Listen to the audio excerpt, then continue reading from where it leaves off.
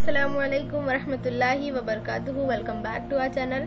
Video start करने से पहले किसी को मेरे वीडियोस पीडीएफ फॉर्म में चाहिए तो प्लीज़ मेल करिए।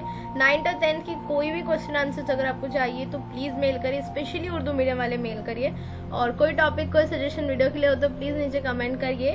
और आज जो है पहले तो so sorry for the delay, actually कुछ टेक्निकल प्रॉब्लम्स हो गई थी, उसकी वजह से जो है डिले हो गया था। बट इंशाल्लाह नेक्स्ट वीडियो जो है जल्दी आएंगे और साइंस 1 और जीएसटी के ही होंगे इंशाल्लाह। Ma'am trying my best. तो अगर आपको मेरा चैनल पसंद है तो प्लीज़ सब्सक्राइब करिए और बेल आइकन दबा दीजिए ताकि आप कोई भी वीडियो मिस ना कर सके। और अगर ये हेल्पफुल है तो please like and share my channel.